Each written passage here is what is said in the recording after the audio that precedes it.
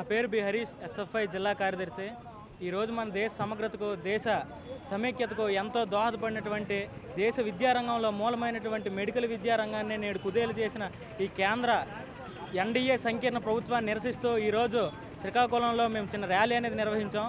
ముఖ్యంగా దేశంలో ఏ సంవత్సరము లేనటి విధంగా ఈ నీట్ స్కామ్ ఈరోజు వెలుగులోకి వచ్చింది. ఏదైతే 24 లక్షల మంది విద్యార్థులు రాసినటువంటి ఈ నీట్ ఎగ్జామ్లో దాదాపుగా ఏ సంవత్సరము లేనటి విధంగా 64 మంది విద్యార్థులకు 720కి 720 మార్కులు వచ్చాయి. దేశ చరిత్రలో ఏనాడు ఇది జరగని పరిస్థితి. కానీ దీనికి ఎంతోమంది విద్యార్థులు వాళ్ళ తల్లిదండ్రులు మాకు న్యాయం చేయాలని చెప్పి న్యాయస్థానాలకు ఆశ్రయించగా ఎటువంటి పట్టించుకునే పరిస్థితి.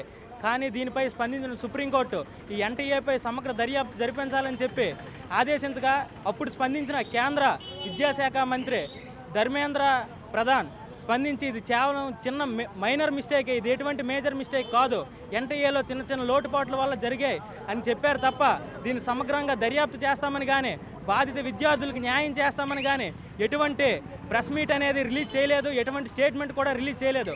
మేము భారత విద్యార్థి ఫెడరేషన్ ఎస్ఎఫ్ఐగా డిమాండ్ చేసేది ఒకటే, ఏదైతే బాధిత విద్యార్థులకు న్యాయం చేసి ఈ నీట్ ఎగ్జామ్ను మళ్ళీ నిర్వహించాలని చెప్పి మేము డిమాండ్ చేస్తున్నాం. ఏదైతే నిన్న ఇదే అవకతవకలతో యూజీసీ నెట్ ఎగ్జామ్ను మీరు ఏదైతే రద్దు చేసి మళ్ళీ పెడతామని చెప్పి ప్రజలకు చెప్పారో అలానే ఈ నీట్ ఎగ్జామ్ను కూడా రద్దు చేసి మళ్ళీ విద్యార్థులకి కండక్ట్ చేయాలని చెప్పి మేము డిమాండ్ చేస్తున్నాం.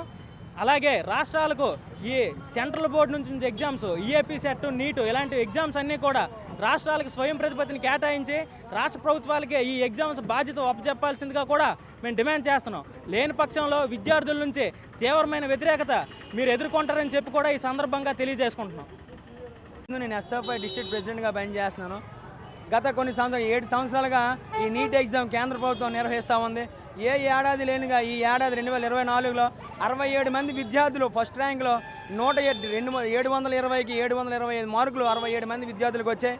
దీనికి ఏంటి కారణమని ఎన్టీఏని కానీ కేంద్ర ప్రభుత్వాన్ని కానీ అడగ వాళ్ళందరూ కూడా లేట్గా ఎగ్జామ్ రాశారు, అందుకే వాళ్ళందరూ కూడా యాడ్ స్కోర్ పరంగా మార్కులు వచ్చాయని చెప్పి సెంట్రల్ గవర్నమెంట్ కానీ ఎన్టీఏ కానీ ఈరోజు చెప్తా ఉంది. దీనిపైన విచారణ జరపాలని చెప్పి ఎస్ఎఫ్ఐగా మేము డిమాండ్ చేస్తున్నాం. అలాగే పాట్నాలో కానీ, బీహార్లో కానీ, హర్యానాలో కానీ, ఈరోజు గుజరాత్లో కానీ ఒక్కొక్క విద్యార్థి 10 లక్షలు ఖర్చు పెట్టి పేపర్ కొనారని చెప్పి లీకేజ్ వచ్చిందని ఇప్పటికే 10 మంది పాట్నాలో 10 మంది విద్యార్థులు జైలుకి కూడా వెళ్ళారు ఈ పేపర్ లీకేజ్ పట్ల. అయినా సరే సుప్రీంకోర్టు కానీ సెంట్రల్ గవర్నమెంట్ కానీ ఏ విధమైన చర్యలు తీసుకోకుండా ఎగ్జామ్ రిజల్ట్స్ అనేవి రిలీజ్ చేసింది. అసలు యాక్చువల్గా చెప్పాలంటే ఈ నీట్ ఎగ్జామ్స్ జూన్ 14వ తేదీన రావాల్సిన ఎగ్జామ్స్ ఈ అవకతవకలు, ఈ స్కామ్ ద్వారా జూన్ 4వ తేదీ ఎలక్షన్ రోజే ఇవ్వడం అనేది చాలా దారుణమైందని చెప్పి విద్యార్థి సంఘాలు, నాయకులందరూ కూడా ప్రశ్నిస్తున్నారు. ఇప్పటికీ సుప్రీంకోర్టు జడ్జితో ఈ విచారణ జరపకపోతే విద్యార్థులందరం ఒకటే ఈ దేశవ్యాప్తంగా కూడా ఢిల్లీని ముట్టడిస్తామని బహిరంగ నరేంద్ర మోడీకి హెచ్చరిస్తా ఉన్నాను. నా పేరు చందు, నేను ఎస్ఎఫ్ఐ డిస్ట్రిక్ట్ ప్రెసిడెంట్గా పనిచేస్తున్నాను. గత కొన్ని సంవత్సరాలు 7 సంవత్సరాలుగా ఈ నీట్ ఎగ్జామ్ కేంద్ర ప్రభుత్వం నిర్వహిస్తూ ఉంది. ఏ ఏడాది లేనిగా ఈ ఏడాది 2024లో 67 మంది విద్యార్థులు ఫస్ట్ ర్యాంక్లో 720కి 725 మార్కులు 67 మంది విద్యార్థులకు వచ్చాయి. దీనికి ఏంటి కారణమని ఎన్టీఏని కానీ కేంద్ర ప్రభుత్వాన్ని కానీ అడగ వాళ్ళందరూ కూడా లేట్గా ఎగ్జామ్ రాశారు, అందుకే వాళ్ళందరూ కూడా యాడ్ స్కోర్ పరంగా మార్కులు వచ్చాయని చెప్పి సెంట్రల్ గవర్నమెంట్ కానీ ఎన్టీఏ కానీ ఈరోజు చెప్తా ఉంది. దీనిపైన విచారణ జరపాలని చెప్పి ఎస్ఎఫ్ఐగా మేము డిమాండ్ చేస్తున్నాం.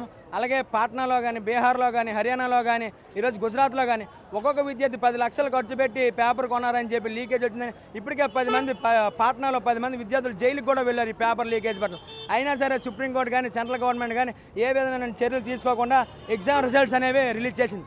అసలు యాక్చువల్గా చెప్పాలంటే ఈ నీట్ ఎగ్జామ్స్ జూన్ 14వ తేదీన రావాల్సిన ఎగ్జామ్స్ ఈ అవకతవకలు, ఈ స్కామ్ ద్వారా జూన్ 4వ తేదీ ఎలక్షన్ రోజే ఇవ్వడం అనేది చాలా దారుణమైందని చెప్పి విద్యార్థి సంఘాలు, నాయకులందరూ కూడా ప్రశ్నిస్తున్నారు.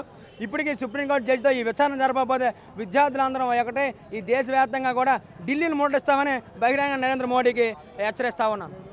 నా పేరు చందు, నేను ఎస్ఎఫ్ఐ డిస్ట్రిక్ట్ ప్రెసిడెంట్గా పనిచేస్తున్నాను.